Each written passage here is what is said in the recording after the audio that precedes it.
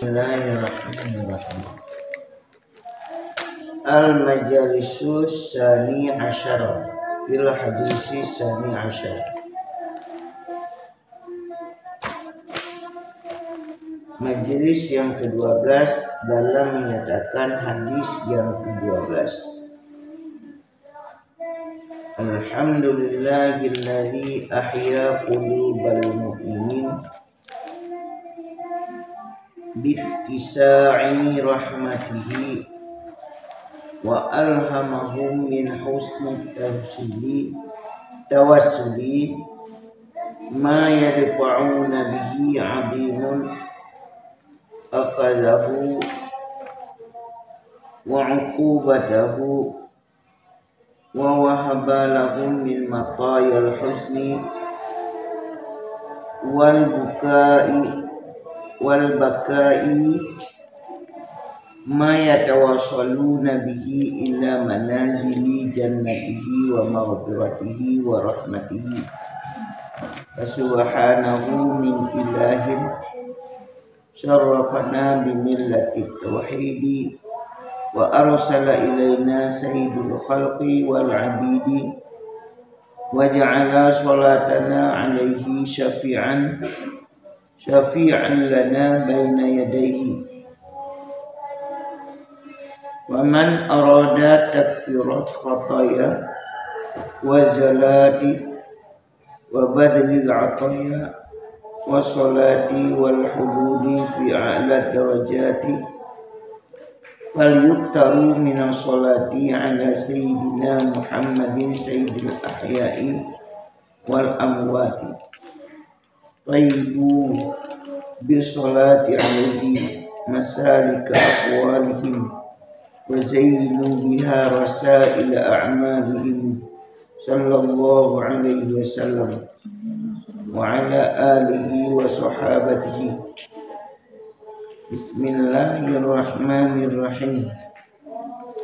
Segala puji sabit bagi Allah alladzi ahyal qulubil mu'minin, yang telah menghidupkan hati-hati orang mukmin, bittisa'i rahmatihi, dengan perluasan rahmatnya, wa alhamahum min husnit tawasili, dan yang telah mengilham mereka min husnit tawsil, daripada sebaik-baik sarana, ma yudfa'u bihi, apa yang diberikan kepada mereka dengannya sarana, azimin, itu sebuah keagungan, akhadahu, dan mengambilnya, akhadahu, yang memahaminya, memahamkan ia akannya, wa uqubatahu, dan akibatnya, hukumannya, wa wahaba lahum min matayal husni, dan Allah memberikan bagi mereka min matayal husni, daripada bahaya atau langkah-langkah husni, kegundahan, wal bukai, dan tangisan, baka yabki, menangis, tangisan, ma yatawassalu bihi, sesuatu yang akan sampai mereka dengannya sesuatu, ila manazili jannatihi, kepada manazil, posisi surganya Allah. Manazil itu adalah posisi atau apa? Kalau manzilun tempat, manazil tempat. Mendapatkan jenjang surganya Allah, wa maghfiratihi, keampunannya, wa rahmatihi, dan kasih sayangnya.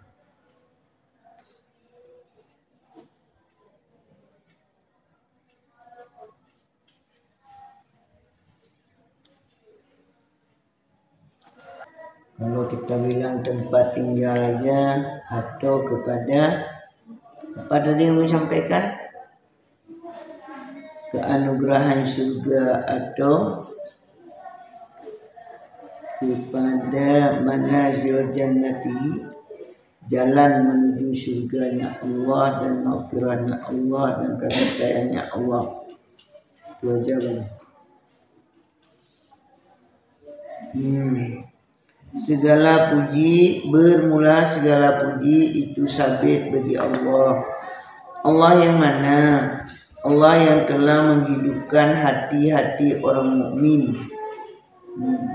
Telah menghidupkan hati-hati orang mukmin, orang yang beriman, bittisa'i rahmatihi, dengan leluasa rahmatnya, atau perluasan rahmatnya, sama juga. Wa alhamahum min husni tafsili, tawassuli boleh terjemah.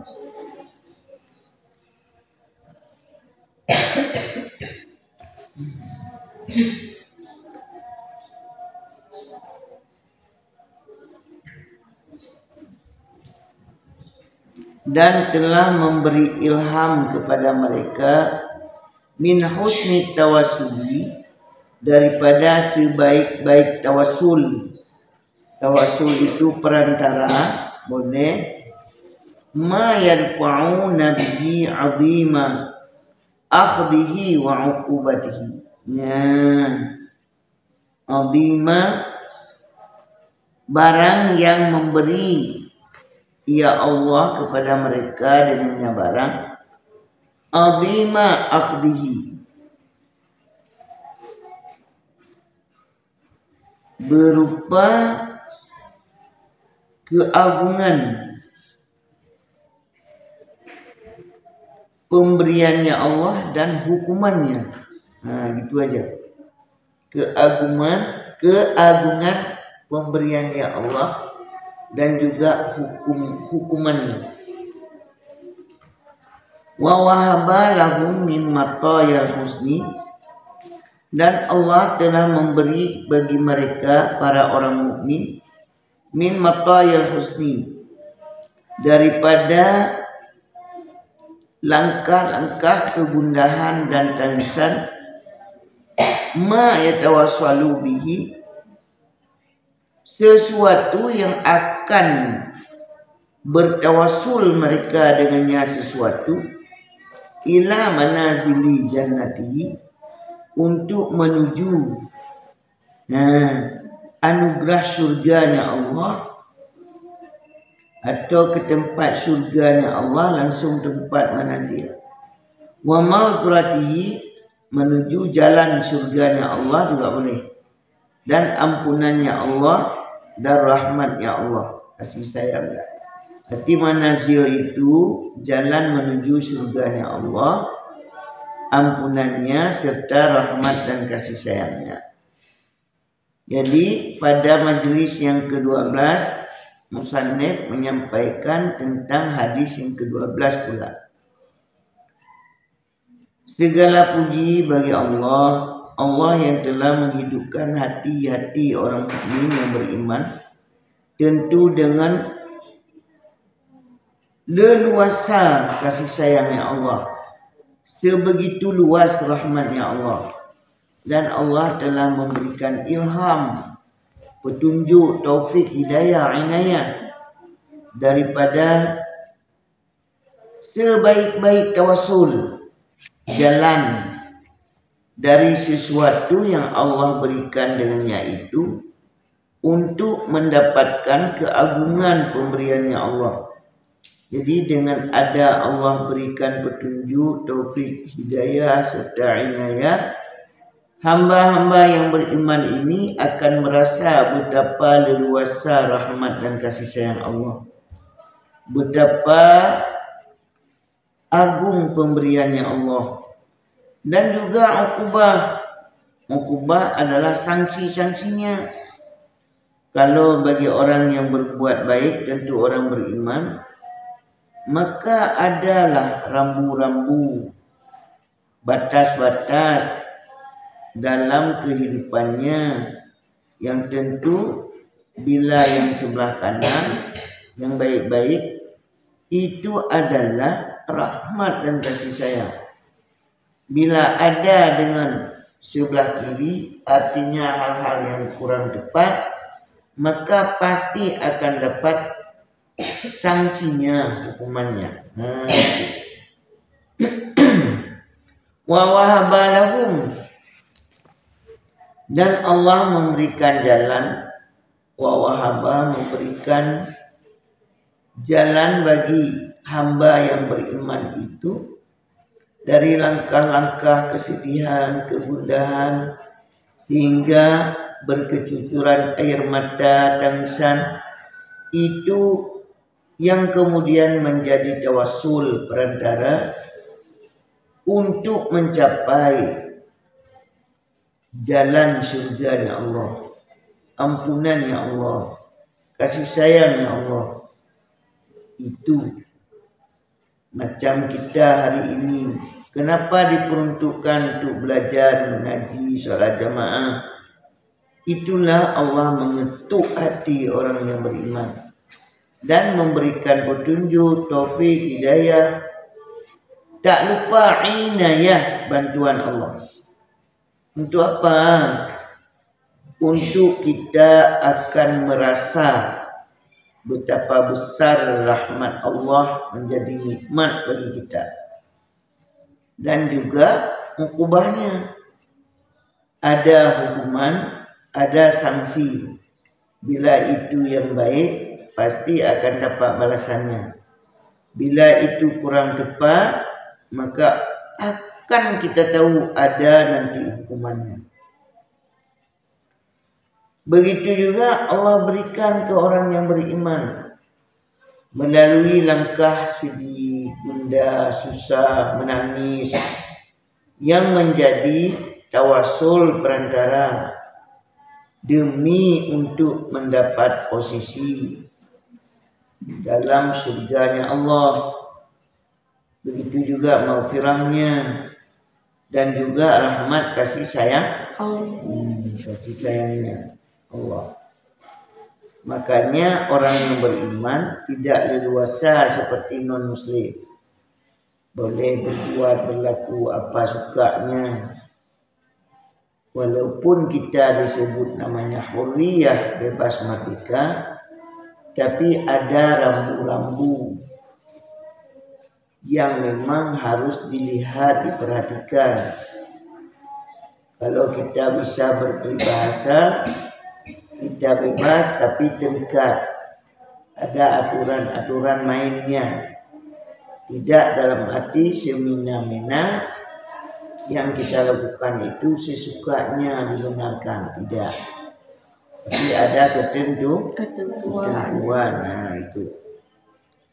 Fasubhanahu min ilahin, maka maha sucinya Allah, min ilahin, daripada ketuhanan, syarrafana bimillati tauhid, yang kita muliakan, kita memuliai dengan agama millati tauhid, dengan jalan tauhid aja.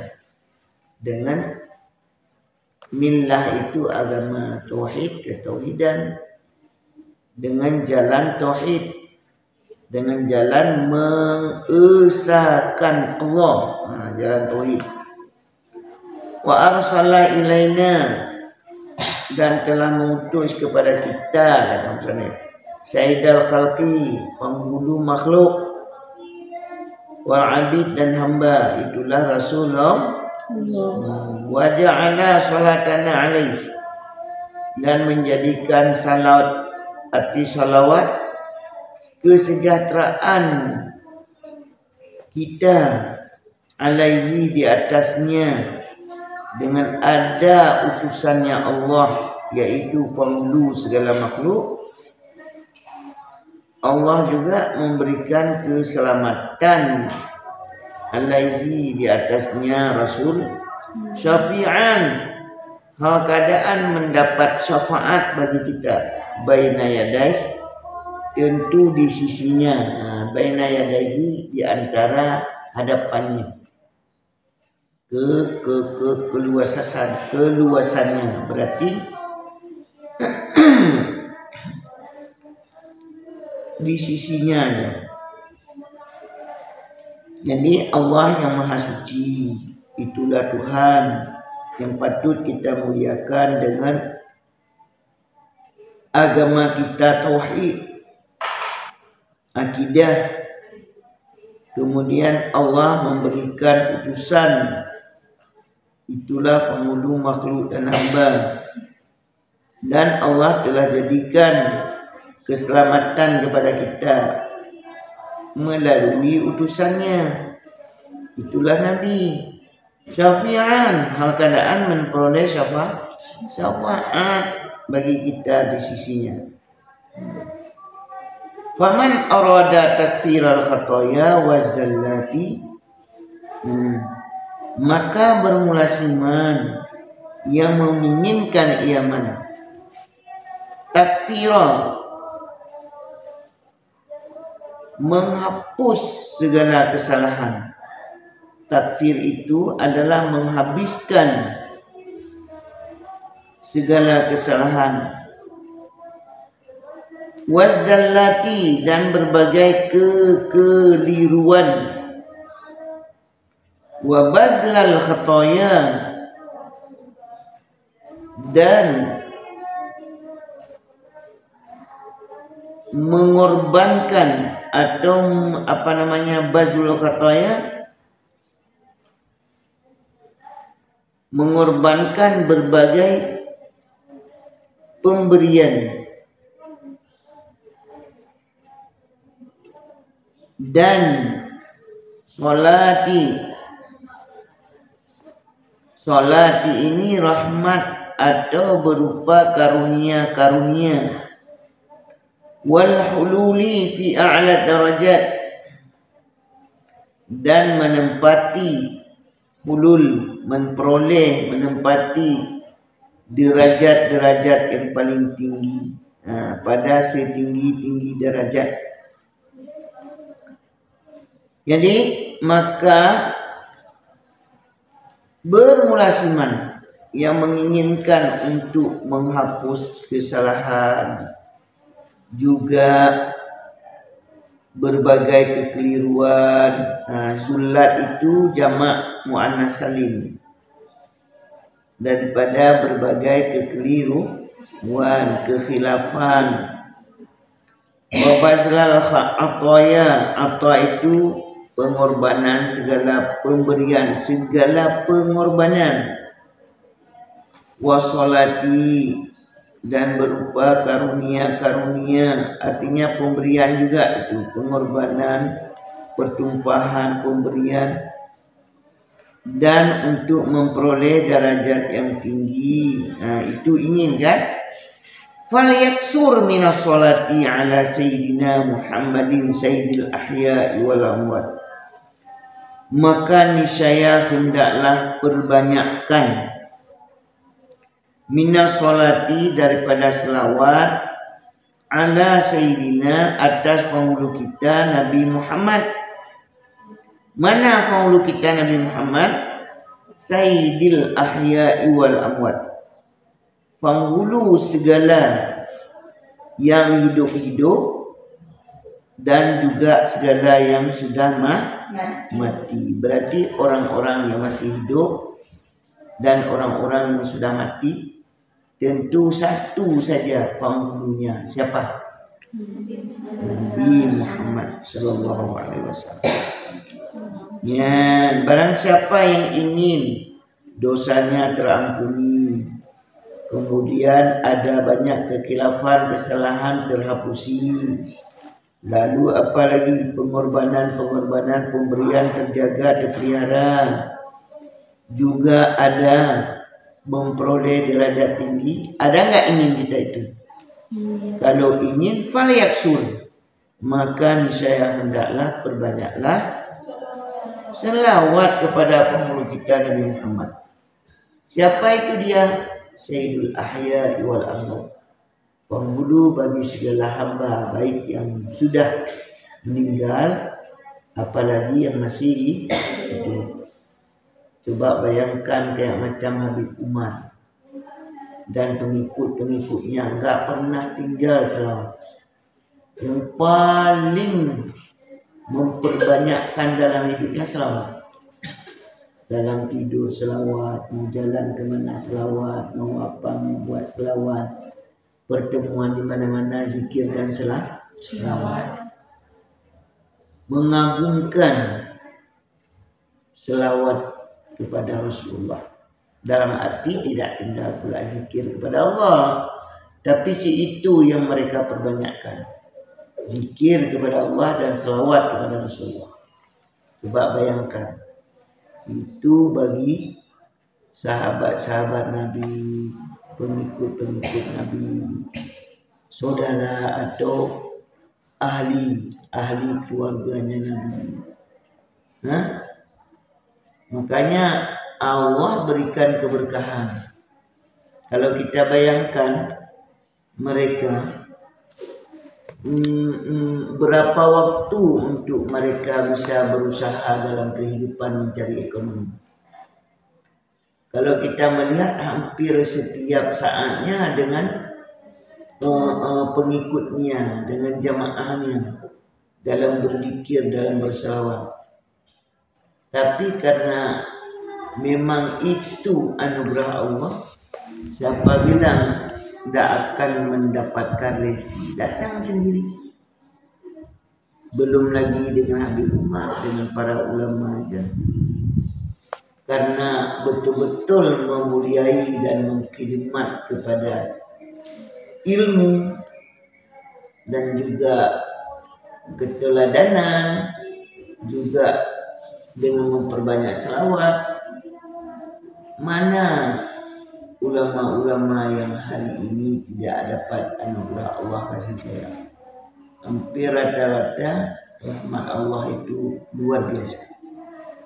Kalaupun tidak ada kaya, kehidupannya alhamdulillah. Tungku kampung aja, enggak paceklik kali. Padahal hanya urusan membersihkan masjid, menjaga. Pertama itulah masjid. Siapa yang memuliai, mengagumi, bahkan betul-betul untuk menjaga 5 waktu di masjid. Misalkan orang tua kita, coba bayangkan apa sih beda orang yang selalu mengakali hidupnya di masjid dengan orang yang tidak ke masjid. Itu coba nanti kita buatlah perbezaan. Kita kan udah pandai semua buat penelitian, sungguh berbeda. Ada saudara kita, bahkan orang tua kita nggak pernah ke masjid. Coba lihat orang yang selalu tekun ke masjid, beda nggak? Beda. Itulah dia orangnya, kemudahannya. Enggak sebegitu paceklik dalam hidupnya. Tahu paceklik? Susah, sempit, picik. Yang ada cuman keluh mengeluh. Kalau orang yang sering duduk di masjid, apalagi jadi Bilal, aman aja. Padahal Bilal aman aja di masjid. Hidupnya pun aman. Apalagi masjid di kota-kota. Minimal hari-hari tertentu, baik dengan hari puasa. Puasa udah betah di masjid. Buka puasa di masjid, bukaan. Siapa yang nggak ada tenang? Udah ada aturan setiap sore bawa makanan, minuman, ya kan? Itu nanti waktu di ujung ada fitrah, ada pembagian. Kemudian hari raya kurban, orang nggak ada beli daging, nggak ada uang. Tapi yang namanya kunjungan di masjid bukan 1 kilo, 2 kilo, 10 kilo bila kita yang kaya aja nggak ada beli daging 10 kilo. Bayangkan Masjid Agung, Masjid Asyura, sama semua, Masjid Jungkala, dirampak. Lembu aja terbau puluhan. Diutamakan imam masjid, kemudian Bilal masjid, ya kan? Memang banyak rezeki, Belum lagi ada yang namanya pemberian hari-hari, malam Jumat, ada aja tuh. Coba kalau orang yang nggak pernah ke masjid, kapan dapat semua itu? Ada. Mau beli kue, mau makan kue satu harus beli dulu. Kalau nggak ada beli nggak dapat. Tapi kalau kan Umi rasa karena almarhum ayah Umi 35 tahun jadi imam masjid. Habis itu nggak ada diturun-turunkan jadi raja imam. Tengku Raja Imam bahasa Aceh. Diturunkan sendiri sama ayah, sama Abi. Artinya diangkat tengku-tengku yang muda. Umi bilang sama Abi, Abi kok masih Tengku Raja ini? Sudah usia 80-an, gigi tinggal 2. Ketawa bilang Abi, tapi kita kan sudah ciptakan dari generasi kita. Abi tetap Tengku Raja ini yang jadi imam. Tengku muda-muda itu diangkat lagi sama Abi yang lain, yang baru pulang dari pesantren dah 15 tahun. Cuman mereka semua memuliai Abi karena memang orang nggak pernah marah, nggak pernah tidak ada mau ke masjid, memang selalu seperti itu. Jadi yang jelas Abi nggak pernah turun di situ. Cuman Abi angkat tungku-tungku yang muda untuk gantian. Abi tetap kalau ada acara dijemput Abi untuk hadir ke masjid karena sudah tua kali. Kemudian duduk sebagai penasihat. Perwakilan Nabi ada 2-3 orang apalagi bulan Ramadan. Begitu. Karena dulu pada masa zaman dulu khidmat kepada orang tua, orang yang memang dihargai, dimuliai itu lebih besar. Kalau kita hari ini begitu ada pergantian, di bumi hanguskan kita yang ngomong. Apa urusannya? Kau udah nggak ada lagi detailnya situ. Nah gitu. Tapi kalau orang dulu enggak, kami tetap Abi sebagai orang yang tua, sebagai Tengku Raja. Abi menggantikan pakai anak muda sebagai asistennya, nggak masalah. Nah, posisinya kalau ada pemberian sedekah macam itulah untuk orang muda dikasih, nanti pasti ada bagiannya ke orang tua. Beda cuma nggak ada persis seperti orang muda yang capek, gitu. Tapi yang Abi tetap nggak ditentukan. Hari ini ada kemuliaan kita masih ada jabatan. Itu istilahnya di kampung juga, apalagi di pabrik.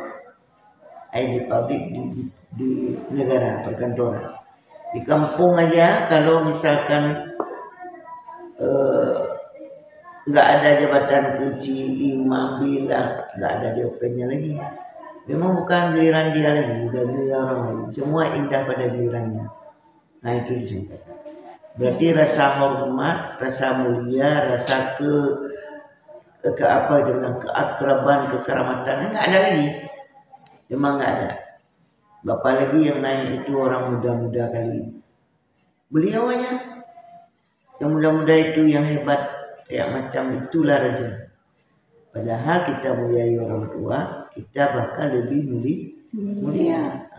Tapi nggak ada lagi tata keramanya. Itu udah terhapus di hati manusia hari ini. Nah itu yang perlu. Dah. Thayyibu bisolati alaihi.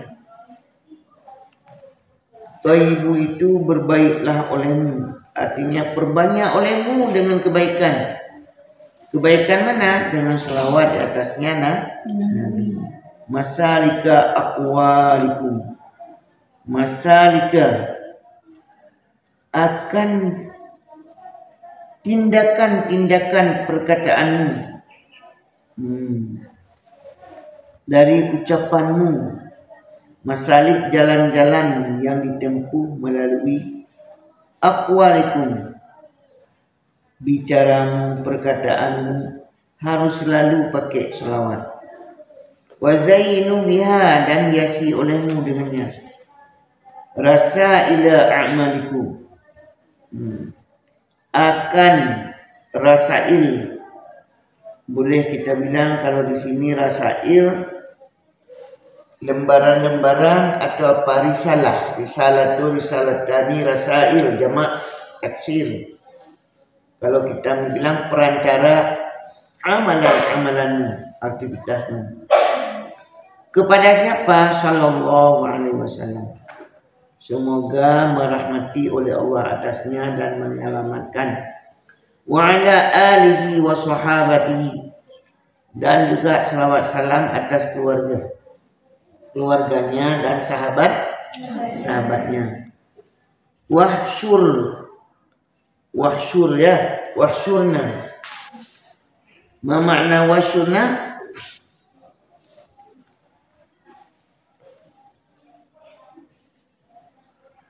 Dan menghimpunkan kita, wal hadirin, dan kaum hadirin, fi zumratihi, dalam kelompoknya.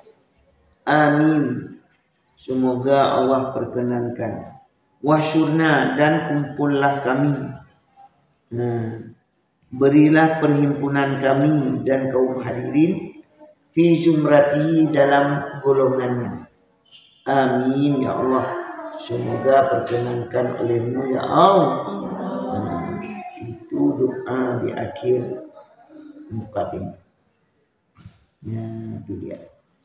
Jadi dalam setiap hadis dimulai dengan mukadimah. Ada puji kepada Allah, ada selawat kepada Rasulullah. Karena dengan dua perantara itu, insya Allah menuju jalan surganya Allah, keampunannya Allah, juga kasih sayang daripada Allah, dan juga kasih sayang Rasulullah. Tentu kepada kita yang pertama, kepada musannif, kemudian kepada kita yang mengaji, yang menggali kitab ini. Jadi orang-orang yang berimanlah kita di dalam, yang sudah Allah sentuhkan hati dan jiwa kita, sehingga terikat jiwa kita, tiada hari tanpa belajar.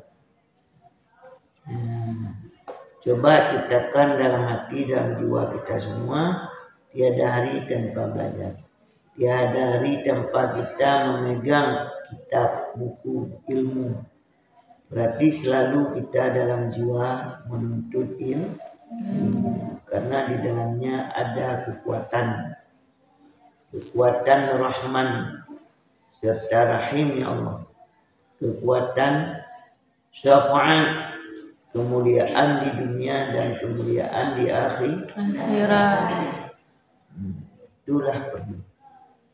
Teringat almarhumah Mama Umi, sakit beliau, tapi ketika di siang hari mau ngajar ngaji sembuh, malam juga sembuh.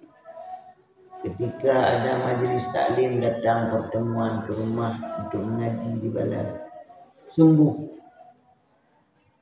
Begitu orang pulang tinggal sendiri bersama dengan kita ini, kalau majelis baru sakit tak dulu. Ingat sabar kali ya, asal ada pengajian tak ada sakit lagi, sembuh, hilang rasa sakit. Harus kita ciptakan diri kita demikian. Belum sakit kita masih sehat. Ini orang sakit, orang sehat gimana caranya? Rindu kepada mengaji. Kalau enggak kita buat cinta kita kepada mengaji, rindu kepada mengaji, kita tinggalkan pengajian begitu saja, enggak ada rasa pun dalam hati dalam jiwa kita, berarti Allah belum mengilhamkan kepada kita jalan-jalan menuju surga. Memang harus berpahit, susah, gundah, bahkan jalan tangisan untuk mencapai rahmat dan kasih sayang. Tanpa ada kesulitan tak akan memperoleh kemenangan.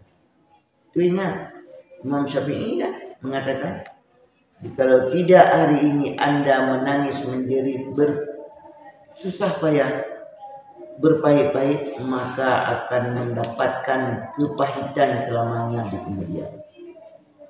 Ketika kita masih kecil tidak mau untuk berpahit, maka ketika kita dewasa berbuah akan terasa pahit terus. Apa yang kita dapat nggak ada keberkahan, nggak ada ilmu, nggak ada. Kita akan harus mendapatkan posisi mulia dapat ilmu. Ini teringat dalam hidup kehidupan ini. 3 hari menikah, pulang ke Banda Aceh karena masih kuliah.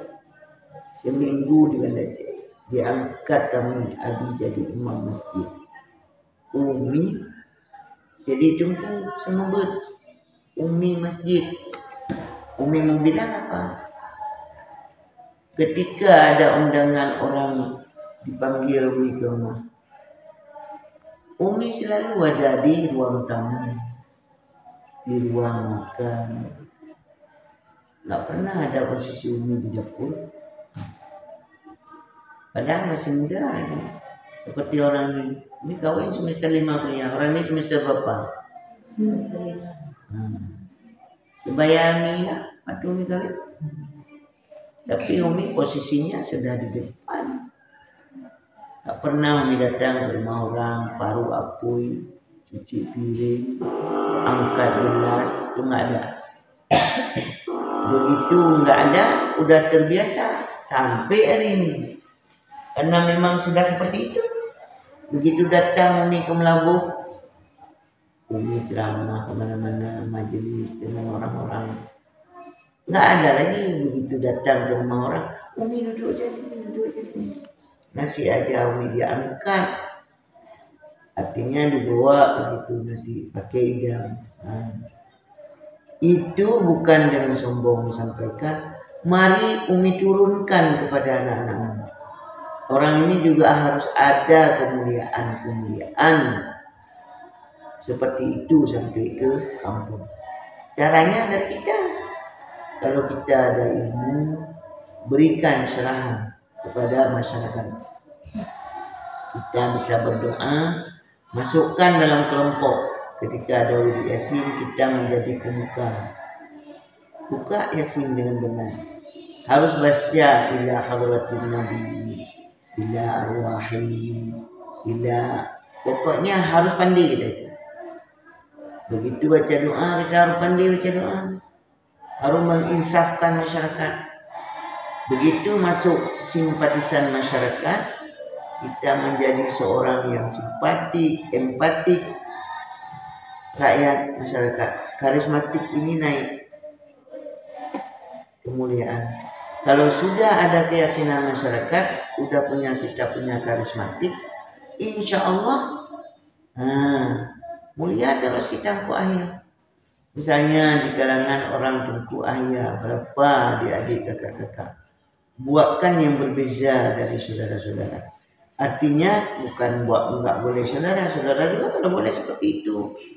Harus bisa doa, bisa kita ceramah singkat, bisa menjadi awalan dari setiap barakah, bisa kita pesunting anak orang, bisa marhaban kita yang suntingkan, itu pasti dapat kemuliaan. Contoh hari ini kalau bisa menjadi amalan kayak macam Tengku Evidia, itu bisa beliau baca doa, bisa membuatkan permulaan khatam Al-Quran, bisa memberikan doa, bisa komentar bahasa, bisa dipakaikan kalau pulang ke kampung. Satu titik kelemahan, kita harus berkeluarga.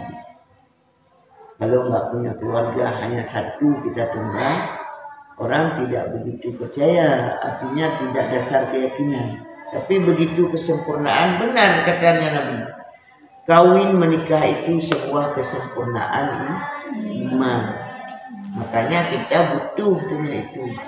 Cuman harus kita benar-benar menjadi keluarga yang sakinah, mawaddah warahmah, menjadi teladan bagi orang lain. Begitu udah kita berkeluarga, orang datang terus keyakinan yang kuat. Tapi kalau masih sendiri, masih single, masih ada keraguan orang. Jangan-jangan kita taruh dia di depan, Nanti namanya orang belum ada yang menjaga mentok, bisa salah-salah. Berkeluarga begitu kita berkeluarga, ada dapat orang yang memang sedikit mulia, kita bilang sudah alhamdulillah. Ada umi jumpai anak-anak umi seperti itu, kan senang kali. Mulia, alhamdulillah. Contoh hari ini, kalau siapa yang kawin kami yang itu tinggal di Gampang, dukun dia. Apa kehebatan dukun dia? Itulah kemuliaan ilmu. Tidak tinggi-tinggi jadi ilmu pun beliau, tapi beliau bisa enggak untuk menyederhanakan diri. Tinggal ustadznya aja, suaminya itu. Kalau suaminya menjadi orang terhormat, dia pasti akan tumbuh karismatik masyarakat terhadap mereka. Akhirnya dimuliai, itu bisa dikembangkan. Begitu juga kita. Jangan kita harus betul bertata krama. Paham tuh? Itu yang disampaikan ke anak-anak umi. Karena kita orang tinggi, ada derajat dia mulia, ada posisi mengaji, ada posisi kuliah. Karena keibuan, kewibawaan, harkat martabat kita. Insyaallah. Dah itu aja. Rabbana kita lana